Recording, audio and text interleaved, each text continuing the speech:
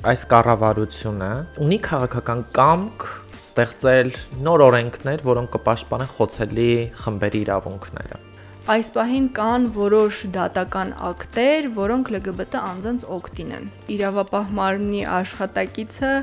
տեղյակ չի անգամ, որ սեռական կողմնորոշում բոլորը ունեն եւ չգիտի, որ ինքն էլ ունի։ Մեր գործերը կարճվում է։ Դատավորը եւս չէր պատկերացնում, թե ինչ է նշանակում գենդերային ինքնությունը կամ ինչպիսի տեսք ունեն տրանս անձինք, իրավապահ մարմինների թերի գործունեությունը LGBT անձանց հետ կապված գործերով շատ արդիական խնդիր է։ Գնահատված ես քեզ զգում։ Ոստիկանությունը այնպես էր իրավիճակը ստեղծել, որ փորձում էր հարձակվել նաև ինձ վրա։ Բազմաթիվ ոստիկաններ էին այդտեղ կանգնած եւ չէին փորձում որևէ կերպ միջամտել։ 3, 2, 1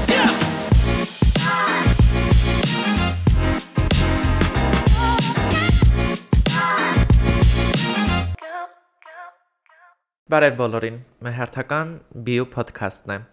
Այսօրվա իմ հյուրն է փաստաբան, իրավապաշտպան Լուիզա Վարդանյանը։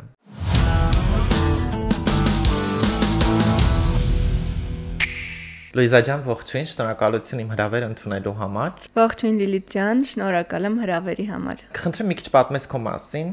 քո մասնագիտության մասին, որպեսզի մեր դիտողներն էլ իմանան։ Ես իրավաբան եմ, սովորել եմ Երևանի պետական համալսարանում, իրավագիտության ֆակուլտետում։ Ես որոշեցի դառնալ փաստաբան, քանի որ պատկերացնում էի, որ զբաղվելու եմ մարդկանց իրավունքների պաշտպանությամբ։ Եվ փաստաբանության մեջ էլ ընտրեցի քրեական ուղղվածությունը ի սկզբանե, քանի որ դա ավելի հետաքրքիր էր թվում այդ բոլոր հանցագործությունները, դրանց բացահայտումները, թե ինչն է մարդկանց ստիպում հանցագործություններ կատարել կամ ինչպես պաշտպանել հանցագործություններից տուժած անձանց եւ այլն։ Սկսեցի զբաղվել թիրախավորվող խմբերի իրավունքներով, քանի որ ինձ համար շատ կարեւոր էր, որպեսզի հասարակության մեջ լինի հավասարությունը եւ բոլորը իրենց պաշտպանված ու անվտանգ զգան եւ կարելի ասել, որ արդեն շուրջ 10 տարի է զբաղվում եմ իրավաբանությամբ, մարդու իրավունքների պաշտպանությամբ, զբաղվում եմ առավելապես խտրականացված խմբերի պաշտպանությամբ, կանանց իրավունքներով, LGBT անձանց իրավունքներ, հաշմանդամություն ունեցող անձանց իրավունքներ, դատապարտյալների, երեխաների, միգրանտների եւ այլ խմբերի իրավունքներով։ Որ խմբի աշխատանքն է ավելի դժվար քեզ համար։ Իդեալական հասարակությունը ու պետությունը այն է, երբ բոլոր խմբերի անձինք են պաշտպանված։ Այսինքն մենք կարիք չունենք առանձնացնելու օրինակ LGBT անձանց որպես խոցելի խումբ կամ հաշմանդամություն ունեցող անձանց որպես խոցելի խումբ։ Այն ժամանակ, երբ որ ես աշխատանքի էի անցնում, մոտ 7-8 տարի առաջ երբ մտնում էի իրավապաշտպան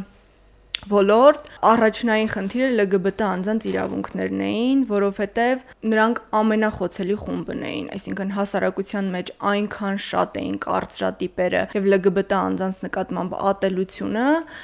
որ ինձ համար շատ կարևոր էր սկզբնապես սկսել զբաղվել այդ խմբի իրավունքներով։ Խոցելի խմբերի իրավունքները ինչ որ տեղել քաղաքական մանիպուլյացիաների պատճառով են դառնում,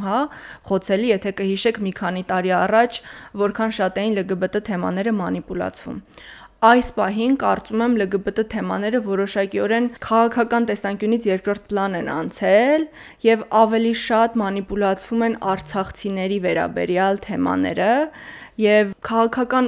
ուղղորդվածություն չկա LGBT անձանց թիրախավորելու,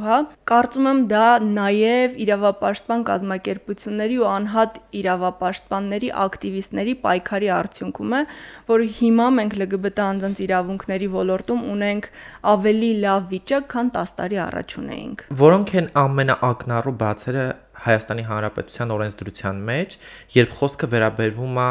սեռական կողմնորոշվածության եւ գենդերային ինքնությանը։ Կարծում եմ, որ առաջին բացը այն է, որ որևէ կերպ արձանագրված չի, որ պետական մակարդակով, որ ունենք LGBT անձանց նկատմամբ խտրականության խնդիր։ Հաջորդը մինչև վերջերս բացակայում էր օրենսդրական կարգավորումը LGBT անձանց խտրականության ենթարկելու կամ նրանց նկատմամբ բռնության կոչեր իրականացնելու դեպքում քրեական պատասխանատվությունը։ Վերջերս կատարված փոփոխություններով եւ նոր քրեական օրենսգրքով արդեն բռնության կոչերի համար պատասխանատվություն է նախատեսվում եւ խտրականության համար պատասխանատվություն է նախատեսվում ավելի կոնկրետ։ Այնուամենայնիվ այս հոդվածներով եւս որևէ նշում չկա, որ սեռական կողմնորոշումը ու գենդերային ինքնությունը կամ արտահայտումը պաշտպանվող հատկանիշների ցանկում են։ Իհարկե պաշտպանվող հատկանիշների ցանկը բաց է, նշված է արգելվում է օրինակ խտրականությունը սեռից, ռասայից եւ անձնական կամ սոցիալական բնույթի այլ հատկանիշներից, որի մեջ մտնում է նաև սեռական կողմնորոշումը, գենդերային ինքնությունը, գենդերային արտահայտումը, բայց քանի որ դրանք ուղիղ նշված չեն,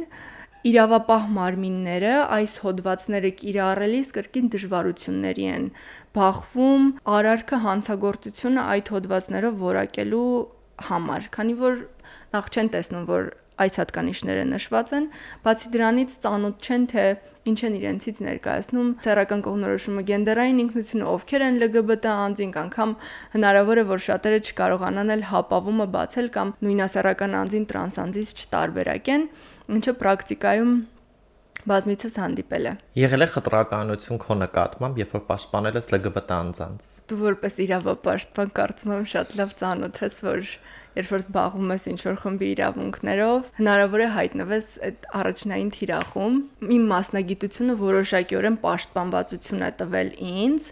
այն առումով, որ որոշները հասկացել եմ, որ ես փաստաբան եմ եւ ներկայացնում եմ LGBT անձանց իրավապահ մարմիններում, ոստիկանությունում, դատարանում, բայց եղել են օրինակ, երբ որ վատ կոմենտներ են գրել ին վերաբերյալ կամ մի դեպք եմ հիշում, երբ որ ընտանեկան բռնության դեպքով տրանսանձի էին ներկայացնում, ոստիկանությունը այնպես էր իրավիճակը ստեղծել, որ հաշվի չէին առել, որ չպետք է կանչեն բռնության ենթարկված անձին եւ ընտանիքի անդամներին, եւ բռնության ենթարկված անձի եղբայրը եւս այդտեղ էր ու փորձում էր հարձակվել նաև ինձ վրա եւ տուժողի վրա եւ բազմաթիվ ոստիկաններ էին այդտեղ կանգնած եւ չէին փորձում որևէ կերպ միջամտել։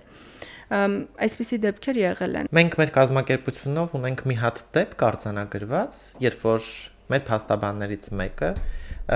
գնացել է տրանսանձի հետ ոստիկանություն ու ոստիկանության աշխատակիցները հարցրել են՝ դու ես դրանցից։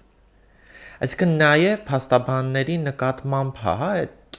խտրականությունը։ Եղել են դեպքեր, երբ որ նույնը քո հետ է պատահել։ Քո ասածից հետաքրքիր բան հիշեցի, որ ոստիկանությունում ինձ հաճախ էին հարցնում ու ասում՝ երիտասարդ աղջիկ ես, ինչի ես զբաղվում այս հարցերով, կարող ես բազմաթիվ տարբեր հարցերով զբաղվել եւ հաճախ էլ ուղիղ ասում էին ինչու ես քո անունը կապում այդ մարդկանց հետ, որովհետև դա հնարավոր է հավերժ խարան լինի քո մասնագիտության վրա։ Ամեն դեպքում կարծում եմ, որ իրավապաշտպան ոլորտում գտնվող որևէ անձ չի վախենում այդ պատասխանատվությունը վերցնելու ու նաև ընդունելու իր վրա այդ հարվածները, որովհետև միայն դրանով է հնարավոր հասնել որոշակի փոփոխությունների ու բացի դրանից էլ խտրականության մի տեսակ եւս կա, որը ասոցիացված խտրականություն է կոչվում, այսինքն եթե ենթադրենք ես անգամ համայնքի LGBT համայնքի ներկայացուցիչ չեմ, բայց որևէ առնչություն ունեմ LGBT համայնքի հետ, ընտանիքի անդամ եմ կամ փաստաբան եմ կամ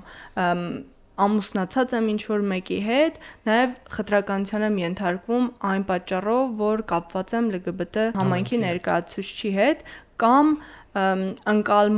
ես կարող եմ ընկալվել նաև որպես LGBT համայնքի ներկայացուցիչ։ Համայնքի ներկայացուցիչները եւ ոչ միայն համայնքի ներկայացուցիչները ասում են, երբ որ մենք հաջողության չենք հասնում, դրա մեղավորը փաստաբաններն են։ Կարծում եմ դա միայն LGBT համայնքի խնդիրը չէ, բայց հանրության մեջ գոյություն ունի այն տեսակետը, որ գործը կախված է փաստաբանից, բայց իրականում ամեն ինչ չէ, որ կախված է փաստաբանից։ Իհարկե փաստաբանը պարտավոր է ուշադիր լինել գործին, տեղյակ լինել օրենսդրությանը, որպեսզի կարողանա համապատասխան միջնորդություններ ներկայացնել կամ բողոքարկել կամ ավելի լավ պաշտպանել իր պաշտպանյալի իրավունքները, սակայն գործում ամեն ինչ կախված չէ փաստաբանից։ Մանավանդ այս ոլորտում մենք զբաղվում ենք հիմնականում տուժող անձանց իրավունքների պաշտպանությամբ կամ պետության կողմից որևէ կերպ իրավունքները խախտված անձանց իրավունքները ներկայացնելով, ինչը ավելի դժվար է դարձնում գործը, քանի որ ըստ էության տուժող անձանց իրավունքները պետք է, այսպես ասած, պաշտպանեն քննիչները այն առումով, որ փորձեն հասնել հանցագործության բոլոր հանգամանքների բացահայտմանը։ Ոչ թե ստանձնեն տուժողի իրավունքների պաշտպանությունը, այլ օբյեկտիվ կերպով քննեն հանցագործությունը եւ հասնեն նրան, որ մեղավոր անձինք պատասխանատվության ենթարկվեն։ Այս պարագայում տուժողի իրավունքները ներկայացնող փաստաբանի գործը ըստ էության մինիմալ պետք է լինի, բայց հաշվի առնելով օրենսդրության բացերը, իրավապահ մարմինների կողմից այս թեմաների վերաբերյալ տեղեկացվածության պակասը, ինչու ոչ կրկնակի վիկտիմիզացիան, տուժողի իրավունքների պաշտպանները ստիպված են լինում շատ ավելի մեծ ներդրում ունենալ, բայց այս մասով պետք է ասեմ, որ եւս փաստաբանից ամեն ինչ կախված չէ գործով։ Ինչ որ տեղեկություններ ունես, որ նշում են փաստաբանները վատ են վարվել, հա, չոր գործ սխալ են արել, դրա համար Հա, այդպիսի դեպքերը եղել են, բայց նաև ես գիտեմ, որ յուրաքանչյուր պայմանագրային կետում կա այսպիսի մի կետ, որ փաստաբանը չի կարող գործի ավարտի վերաբերյալ տա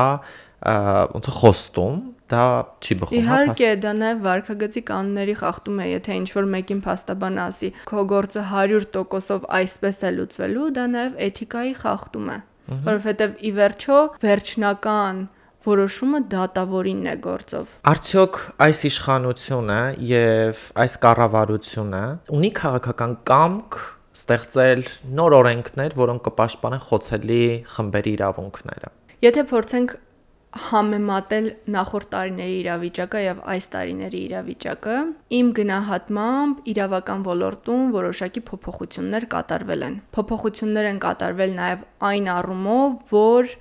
այս պահին կան որոշ դատական ակտեր, որոնք LGBT անձանց օգտին են։ Որոնք են 10 տարի առաջ չկային։ Օրինակ, ես ունեցել եմ գործեր, որոնցով որ ոտնձգություն կատարած անձինք պատասխանատվության են ենթարկվել իրենց արարքների համար, դատավճռի մեջ նշվել է անձի սեռական կողմնորոշման կամ գենդերային ինքնության մասը, բայց դա չի համարվել ատելության հիմքով հանցագործություն։ Դա թերացումն է, բայց այնուամենայնիվ առաջընթաց է, որ դատական ակտում որևէ նշում է կատարվում դրա մասին։ Տեղյակ եմ, որ դատական ակտ ունի հենց իրավունքի կողմը, երբ որ խտրականություն է համարվել անձին մարզասրահ կամ ինչ-որ սպորտային հաստատություն թույլ չտալ մտնելը։ Այո։ Էնպես որ այսպիսի որոշակի փոփոխություններ մենք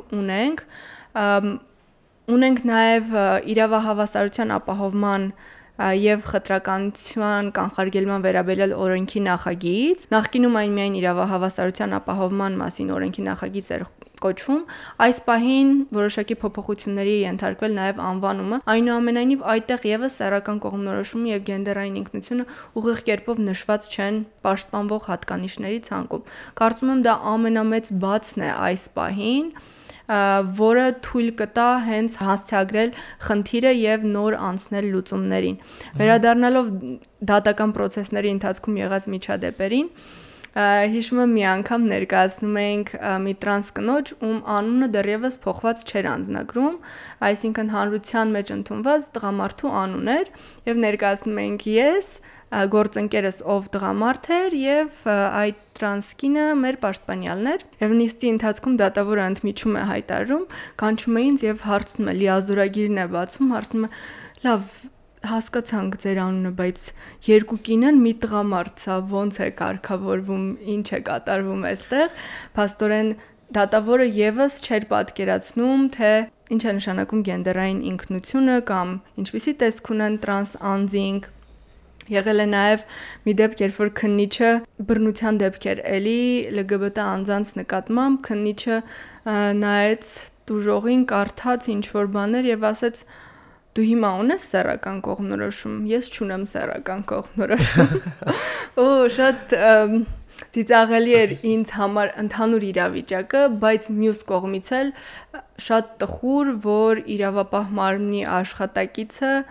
տեղյակ չի անգամ, որ սեռական կողմնորոշում բոլորը ունեն եւ Այո։ չգիտի որ ինքն էլ ունի։ Ես էլ եմ նկատում փոփոխություն, մասնավորապես դատական համակարգում, որովհետև դատավորները սկսել են ավելի սենսիտիվ մոտեցում ցույց տալ, հա, LGBT համայնքի ներկայացուցիչներին։ Ես գիտեմ, որ դու նաև համագործակցում ես մի շարք միջազգային կազմակերպությունների հետ։ Ինչ են իրենք մտածում Հայաստանի Հանրապետության օրենսդրական դաշտի վերաբերյալ։ Միջազգային կազմակերպությունների հետ իմ աշխատանքը կապված է դասընթացներ անցկացնելու հետ երիտասարդների համար, ինչպես նաև որոշ միջազգային կազմակերպությունների տրամադրում եմ իրավական տեսակետ, որպես իրավաբան փորձագետ եմ հանդես գալիս, եւ միջազգային հասարակական կազմակերպությունները եւս փորձում են որոշակիորեն բարձրացնել Հայաստանի հետ կապված հարցերը միջազգային մարմինների առջև, օրինակ Եվրոպայի խորհրդի կամ ՄԱԿ-ի առջև, իսկ հենց Եվրոպայի խորհուրդը եւ ՄԱԿ-ը իրենց առաջնահերթությունների մեջ նախատեսում են գենդերային հավասարության ապահովումը բոլոր պետությունների համար եւ անգամ այդ դասընթացները անցկացնելիս, որպես դասընթացավար հանդես գալիս, առաջնահերթություն են տալիս գենդերային հավասարությանը թե մասնակիցների համար, թե դասընթացավարների համար։ Պետք է նշեմ, որ ցավոք դեռևս LGBT անձանց համար հատուկ տեղեր նախատեսված չեն օրինակ դասընթացներ անցկացնելիս, այնուամենայնիվ այն դասընթացներում, որոնցում որ ես ներգրավում եմ որպես դասընթացավար կամ ֆասիլիտատոր, փորձում եմ հատուկ տեղ հատկացնել հենց LGBT անձանց համար, ովքեր որ կհայտնեն, որ համայնքի ներկայացուցիչ են, հաշվի առնելով, որ նրանց համար ի սկզբանե ավելի քիչ հնարավորություններ կան իրենց երկրներում կրթություն ստանալու, ոչ ֆորմալ կրթություն ստանալու, ինչու ոչ ճանապարհորդելու եւ միջազգային դասընթացների մասնակցելու համար։ LGBT համայնքի շահառներից մեկը վերադարձավ մեզ մոտ պատմելով մի խնդիր, որ ինքը ոստիկանությունում է եղել ու խնդրել է հանրային պաշտպան ու հանրային պաշտպանը եկել է հասել է ոստիկանություն, իմացել է, որ տուժողը LGBT համայնքի ներկայացուցիչ է ու թողել է գնացել է, չի պաշտպանել իր շահերը։ Լիլիթ ջան, շատ ցավալի թեմա է բարձրացնում։ Փաստաբանները պետք է հավասար վերաբերվեն բոլոր անձանց, քանի որ ցանկացած պահի կարող են ներգրավել ցանկացած հատկանիշ ունեցող անձի գործում որպես նրա ներկայացուցիչ, բայց փաստաբաններն էլ հանրության ներկայացուցիչներ են եւ հաճախ կրում են այն կարծրատիպերը, որոնք որ հանրության շրջանում առկա են, այսինքն նրանք եւս կարող են լինել սեքսիստ, հոմոֆոբ, քսենոֆոբ կամ փաստաբաններ, որ հնարավոր է խտրական վերաբերմունք ունենան եւ կամ փաստաբաններ, որոնք որևէ կերպ որևէ խմբի չեն խտրականացնում։ Իսկ երբ որ փաստաբանը որևէ վերաբերմունք է դրսևորում, բռնության կոչ է արտահայտում, խտրականության է ենթարկում տրանս անձի, օրինակ փաստաբանական գրասենյակում տրանս իրավաբանին չեն ընդունում աշխատանքի, հնարավոր է բացի օրենքով սահմանված քաղաքացիական, քրեական մեխանիզմներից դիմել փաստաբանների պալատին, էթիկայի հանձնաժողովին, որը հնարավոր է քննի փաստաբանի արարքը եւ նկատողություն հայտարարի, նախազգուշական միջոցառումներ ձեռնարկի կամ անգամ զրկի արտոնագրից փաստաբանին։ Դու հավատում ես դրան, որ փաստաբանների պալատում կարող է այդպիսի բան տեղի ունենալ, հա, էթիկայի հանձնաժողով գումարվի։ Ամեն դեպքում կարգապահական հարցերը քննվում են փաստաբանների պալատի կողմից, թե ինչ որոշում կկայացվի, եթե այդպիսի կոնկրետ փաստաբան կա, ով որ բռնության կոչ է արտահայտել կամ որևէ ձեռք խտրականացրել է, կարող եմ խորհուրդ տալ, որ դիմես եւ ինչու ոչ նախադեպ լինի, եթե պալատը նման որոշում կայացնի, որը կհրապարակվի պալատի կայքում, այդ դեպքում դա միգուցե շատ օրինակելի դաս լինի այլ փաստաբանների համար, ովքեր մտածում են, որ խտրականության ենթարկեն համայնքի անդամներին։ Լուիզա ջան, համայնքի ներկայացուցիչները եւ առհասարակ հասարակությունը ոչ մի վստահություն չունի այդ օրենքների նկատմամբ։ Մեկը մարդիկ ասում են մեր օրենքները խախտվում է, չի հարգվում։ Մեր գործերը կարճվում է, ոչ մի իրավական գործընթացներ չի տեղի ունենում։ Որպես փաստաբան, ինչ կասես սրա հետ կապված։ Իրավապահ մարմինների թերի գործունեությունը LGBT անձանց հետ կապված գործերով շատ արդիական խնդիր է։ Նախ չեն կարողանում հասցեագրել, թե որն է ատելության հիմքով հանցագործությունը, հա։ Հնարավոր է, որ հանցանքը որակեն,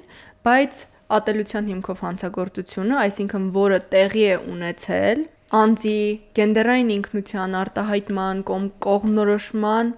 պատճառով խտրականության հիման վրա պետք է որակվի որպես ծանրացնող հանգամանքով հանցագործություն։ Մեծամասամբ իրավապահ մարմինները դա որակում են որպես հասարակ հանցագործություն առանց հաշվի առնելու այդ ծանրացնող հանգամանքը։ Մյուս կողմից գործերի քննությունը շատ ձգձգվում է, այսինքն հնարավոր է անձին հարցաքննության կանչեն իմանալուց հետո հանցանքի մասին, այնուհետև հաջորդ քննչական գործողությունը տեղի ունենա 5 ամիս անց, ինչի ընթացքում մարդիկ մոռանում են գործի հանգամանքները կամ գործով ապացույցներ հնարավոր է կորեն, հնարավոր է տեսանյութեր պետք է ձեռք բերեին, բայց այդ տեսանյութերը ջնջվում են կամ բժշկական փորձաքննության անհրաժեշտություն է լինում եւ հետքերը հանցագործության վերանում են, այսինքն նման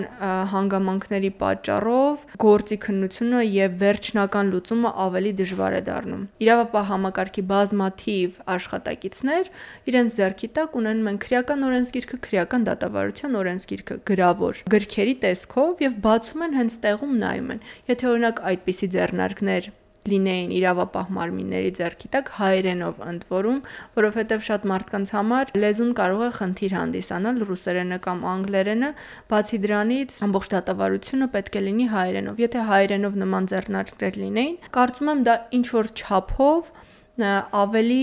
արդյունավետ կդարձներ գործի քննությունը։ Եվ այդ տեղեկացվածության պակասի պատճառով քննիչների կողմից, ոստիկանների կողմից հաճախ կրկնակի զոհականացման դրսևորումներ են ի հայտ գալիս կամ նրանց մեղադրում են հանցագործության համար, օրինակ սեռական ոտնձգության մի դեպքով, երբ տուժողը նույնասեռական անձ էր, պաշտպանության կողմից կամ քննիչի կողմից, դատավորի կողմից անդադ այն հարցն էր հնչում, թե արդյոք դու չես ուզել, արդյոք դու նախապես դրա համաձայնությունը չես տվել, կամ արդյոք քո կողմից այնպիսի գործողություն չի կատարվել այդ ամբողջ ընթացքում, որը բռնարարին թույլ կտար ենթադրելու, որ դու ուզում ես այդ սեռական ակտը, մինչդեռ ակնհայտորեն դա կատարվել էր բռնությամբ եւ տուժողն էլ բազմիցս նշել էր, որ բռնությամբ է կատարվել այդ գործողությունը։ Այսինքն, երբ որ անձին նորից այդպիսի հարցեր են տալիս, պարբերաբար անձի մոտ ճնշվածության զգացողություն կարող է առաջանալ եւ դրանից էլ չեն ցանկանում դիմել իրավապահ մարմիններին, հաշվի առնելով, որ այդքան ձգձգվելու է, միգուցե որևէ լուծում չի ստանալու իրենց գործը, դեռ ավելին իրենք մնալու են այդ հոգեկան ճնշվածության մեջ բազմաթիվ ամիսներ կամ միգուցե տարիներ։ Հայաստանը տարբեր հաշվետվություններում միջազգային բարելավել է իր դիրքերը ապահովության տեսանկյունից, որ Հայաստանը ապահով երկրների մեջ է, հա, բայց ուզում եմ առանձնացնել, որ դա չի վերաբերում ԼԳԲՏ համայնքի ներկայացուցիչներին։ Ես դրա մասին բազմաթիվ միջազգային հանդիպումներում բարձրաձայնում եմ, որ սա ԼԳԲՏ անձանց չի վերաբերվում։ Արդյոք Հայաստանը ապահով երկիր է։ Կարծում եմ, որ ԼԳԲՏ անձինք այն խումբն են, ովքեր կարող են փողոցում անգամ անծանոթի կողմից բախվել բռնության, խտրականության, վիրավորանքի եւ այդ առումով ԼԳԲՏ անձինք ամենախոցելի խմբերից են, եթե ոչ ամենախոցելին։ Եթե փորձեմ անհատականացնել, ես փողոցում քայլելիս չեմ վախենում կամ շատ քիչ եմ վախենում, որ ինչ որ մեկը կմոտենա ինձ եւ բռնության կենթարկի, որովհետեւ որոշակիորեն կամ առավելապես համապատասխանում եմ հասարակությունում կնոջ համար ընդունված արտաքին ձևին։ Բայց պատկերացնում եմ եւ տեղյակ եմ բազմաթիվ տրանս անձանց վկայություններից, թե ինչքան դժվար է ցերեկով անգամ քայլել փողոցով, որովհետեւ ցանկացած պահի չես կարող հասկանալ, թե որ կողմից վտանգը կգա եւ քո առջև կկանգնի։ Համաձայն ես, որ կառավարությունը վախենում է արտահայտի ԼԳԲՏ տերմինը եւ վախենում է հասարակության կարծիքից։ Ես չեմ լսել կառավարության կողմից, որ արտահայտեն ԼԳԲՏ հապավումը կամ սեռական կողմնորոշում, գենդերային ինքնությունը, միգուցե դու լսել ես եւ ասես, բայց ինքս չեմ լսել նման արտահայտումներ։ Մի քանի օր առաջ, երբ որ քննարկվում էր գենդերային հավասարության վերաբերյալ, կառավարությունում քննարկում էր տեղի ունենում, Սրփոյ Գալյանը Արդարադատության նախարարը ասաց զառական կողմնորոշում բառը ու ես շատ էի ողջևորվել դրանից, ինչպես նաև մարդու իրավունքների պաշտպանը Անահիտ Մանասյանը տարբեր իր քննարկումներում եւ իր ռիփորթում, արդեն 2 տարի է անդրադառնում է LGBT համայնքին, դա շատ ողջունելի է։ Միայն լսել եմ 2 անձանցից։ Համաձայն եմ, որ մարդու իրավունքների պաշտպանի գործելավոճում փոփոխություններ կան LGBT անձանց կապակցությամբ, մասնավորապես LGBT անձանց իրավունքները առանձին գլխում դնելը եւ առանձին անդրադառնալը, ինչը շատ առաջընթաց է եւ նաեւ թիրախավորելը, ինչու ոչ միջոցառումներին մասնակցելը մարդու իրավունքների պաշտպանի կողմից։ Իսկ վերադառնալով նրան թե արդյոք իշխանությունները վախենում են թե ոչ, կարծում եմ սա ավելի շատ քաղաքական թեմա է, քանի որ յուրաքանչյուր իշխանություն կամ ուժ որևէ կողմնորոշում արտահայտելով LGBT անձանց նկատմամբ որոշակիորեն դիրքավորում է իրեն հանրության հետ փոխհարաբերություններում, այսինքն օրինակ հնարավոր է վատ բան ասի LGBT անձանց մասին եւ արժանանա հանրության լավ վերաբերմունքին, ծափերին եւ հնարավոր է լավ բան ասի եւ ընդհակառակը հանրությունը քննադատի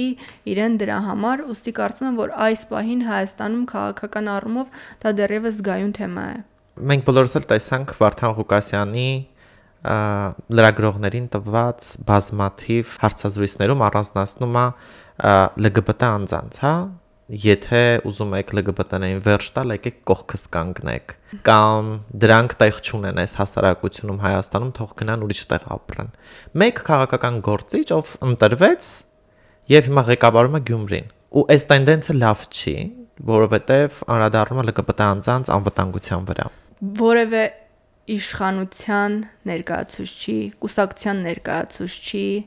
նման խոսքը պետք է եւս արժանանա արձագանքի եւ հուսով եմ, որ իրավապաշտպան կազմակերպությունները, այդ թվում իրավունքի կողմը քայլեր են ձեռնարկում նման խոսքերի վերաբերյալ հաղորդումներ ներկայացնելու կամ հանրային հայտարարություններ տարածելու կամ դրանք զեկույցներում ընդգրկելու համար։ Որպես փաստաբան դու պաշտպանում ես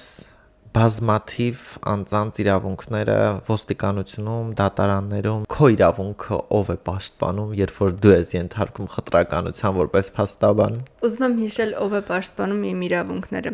Դեռևս չեմ հիշում այնպիսի դեպք, որը լայն ծավալով արձագանքի կարիք ունենար, բայց լիահույս եմ, որ իրավապաշտպան համայնքը կանգնած է բոլոր իրավապաշտպանների թիկունքին եւ պատրաստ է պաշտպանելու իրավապաշտպաններին, ովքեր որ պայքարում են Հայաստանում մարդու իրավունքների համար։ Հոգնել ես անընդհատ այս համակարգային խնդիրներից, թե ցանկանում ես շարունակել։ Ինչ որ պահի, երբ որ չէի տեսնում արդյունքը, որովհետեւ սա մի պայքար է, որը շատ վաղուց է սկսվել եւ ինձանով էլ չի ավարտվել ու ինձանից հետո էլ դեռ կարծում եմ, որ շարունակվելու է, որովհետեւ չեմ տեսնում այդպիսի արագ փոփոխություններ տվյալ ոլորտում։ Հուսահատեցնող էր, որ ուր է իմ աշխատանքի արդյունքը, չէ՞, քանի որ երբ որ աշխատում ես ինչ-որ բանի մեջ շատ ջանք ես ներդնում, ուզում ես տեսնել այդ պտուղները։ Հետո որոշակիորեն փոխեցի իմ դիրքավորումը աշխատանքի նկատմամբ ու հիմա կարծում եմ, որ այս մեծ պայքարում, եթե անգամ մի քանի քայլ եմ ես անում, դա արդեն իսկ առաջընթաց է եւ դա ամբողջ պայքարի մի մասն է, ուստի պետք չի հիասթափվել ու հետ կանգնել շատ արագ չտեսնելով արդյունքը։ Անկամ այնպիսի գործեր են եղել, որ 5 տարի ձգվել է հանցագործության սկսելու պահից մինչև դատական վերջնական դատական ակտ ունենալու պահը եւ անընդհատ այդ գործի մասին մտքերով անդադ մտածելով, որ իսկ ինչի չեմ ստանում արդարությունը, ինչի չեմ ստանում արդարությունը, ինչ որ չափով այդ ուժերը նվազեցնում է, բայց պետք է կարողանանք ինչ որ պահի կանգնել, շունչ քաշել եւ տոնել մեր փոքրիկ հաղթանակները, որովհետեւ առանց դրա կսպառվենք մենք։ Մենք իրավապաշտպաններս անում ենք անշնորհակալ գործ։ Ես միշտ ասել եմ, բայց անում ենք, որովհետեւ ոչ մեկ դրա համար մեծ շնորհակալություն չի հայտնում։ Գնահատված ես քեզ զգում։ Ես ինձ գնահատված եմ զգում այն մարդկանց կողմից, ում ներկայացրել եմ իրավապահ մարմիններում։ Գնահատված եմ զգում տարբեր իրավապաշտպան ընկերների կողմից, ովքեր նշում են ու ցույց են տալիս, թե ինչ փոփոխությունների է բերում իմ աշխատանքը, երբ որ ինքս չեմ տեսնում այդ փոփոխությունները, որովհետև միջից երբեմն ավելի դժվար է տեսնել քո կատարած աշխատանքի ազդեցությունը ոլորտի վրա։ Եվ ի վերջո, այս ոլորտ մտնելով շատ կարևոր է հասկանալ, ինչը որ նշեցիր, իրավապաշտպանությունը անշնորհակալ աշխատանք է եւ արդյունքները երևում են շատ հետո, այսինքն մենք անում ենք հիմա, բայց արդյունքները երևալու են միգուցե սերունդների համար։ Հեշտ է քո համար աշխատել կազմակերպությունում, թե որպես անհատ փաստաբան։ Ինձ համար առավել հեշտ է աշխատել որպես անհատ եւ որպես փորձագետ իմ ներուժը ներդնել, որովհետեւ դա հնարավորություն է տալիս աշխատել տարբեր կազմակերպությունների հետ եւ ավելի մեծ ազդեցություն ունենալ, ինչը որ մի կազմակերպության հետ աշխատանքում կոնկրետ իմ դեպքում այդքան էլ նպատակահարմար չի։ Լուիզա ջան, մենք վերջերս համագործակցություն ենք ունեցել գենդերի իրավական ճանաչման հետ կապված, կխնդրեմ սրա մասին մի քիչ խոսես։ Մի փոքր լայնացնեմ, թե ինչի հետ էր կապված համագործակցությունը։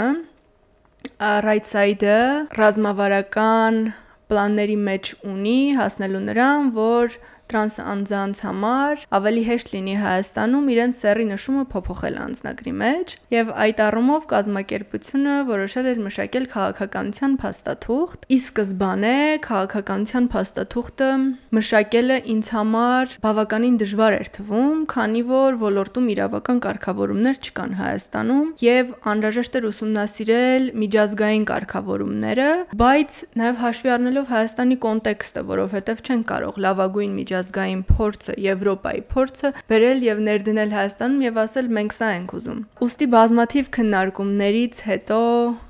քեզ հետ, աշխատակիցների հետ, փորձագետների հետ որոշեցինք ընտրել միջանկյալ լուծում։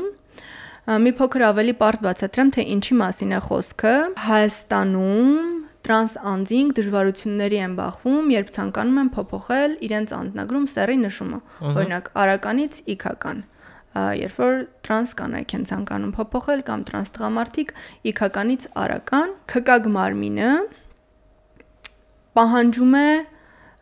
սեռի փոփոխությունը հավաստող բժշկական փաստաթղթեր, նկատի ունենալով սեռական օրգանների վիրահատության վերաբերյալ փաստաթղթեր։ Սա որևէ կերպ իրավական ակտում, օրենքում կամ ենթաօրենսդրական ակտում սահմանված չէ, ինչը դժվարություններ է առաջացնում այն առումով, որ Հայաստանում այդպիսի վիրահատություն սահմանված չէ,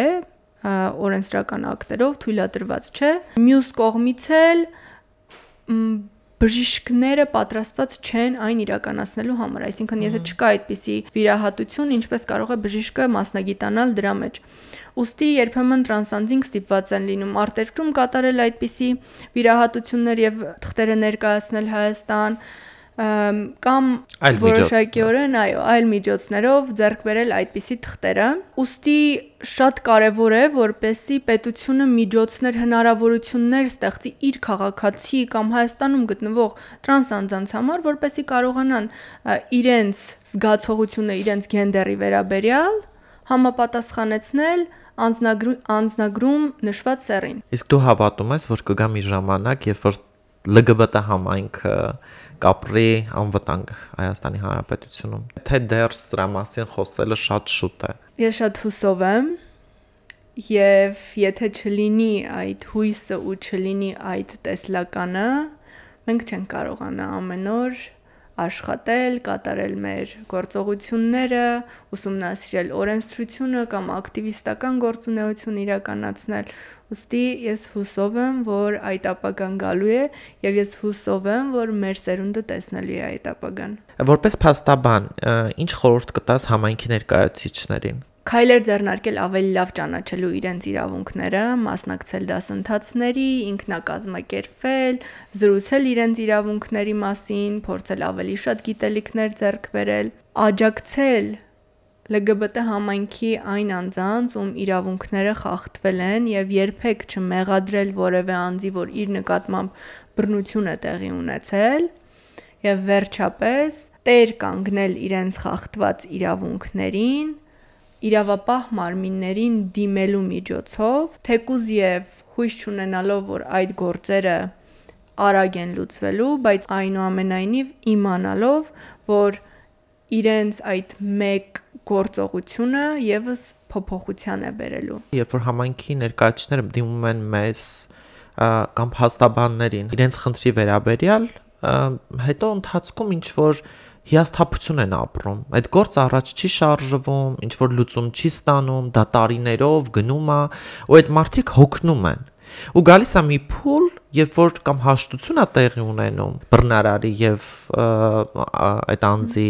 միջև, ինչ կարծիք ունես դրա մասին։ Կարծում եմ, այստեղ մենք եւս որոշակի գործ ունենք անելու իրավապաշտպանները, երբ որ դիմում են մեզ տեղեկացնելու, որ գործը հեշտ լուծում չունի, բայց անպայման նրանց քաջալերելու, որ անեն այդ քայլը եւ օրինակ ծառայեն մյուս LGBT անձանց համար եւ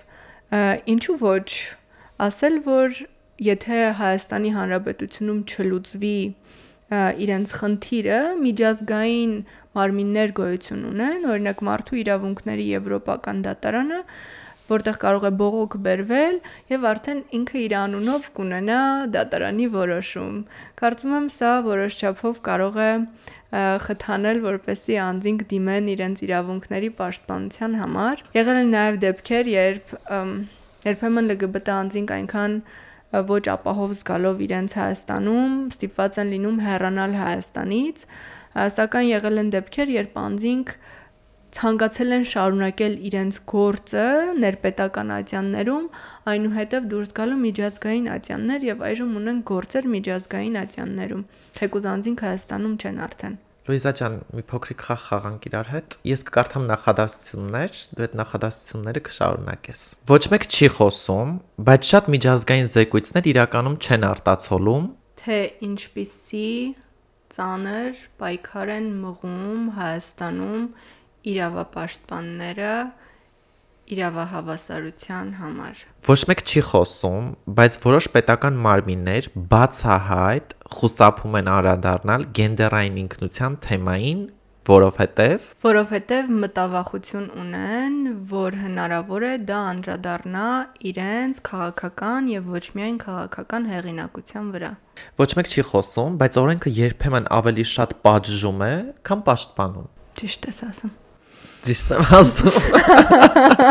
Ոչ մեկ չի խոսում, բայց իրականում Հայաստանում դատական համակարգը շատ լավ տեղեկացված չէ LGBT թեմաների, սեռական կողմնորոշման եւ գենդերային ինքնության վերաբերյալ։ Ոչ մեկ չի խոսում, բայց քույր մարդկանց գործերը շատ հաճախ ձգձգվում են եւ պատշաճ իրավական գնահատականի չեն արժանանում։ Ոչ մեկ չի խոսում, բայց տուժողի գենդերային ինքնությունը կամ սեռական կողմնորոշվածությունը երբեմն ազդում է դատական արդյունքների վրա։ Այո, որովհետև դատավորները որպես հանրության մի մասնիկ հնարավոր է կրեն այն կարծրատիպերը, որոնք առկա են հանրության շրջանում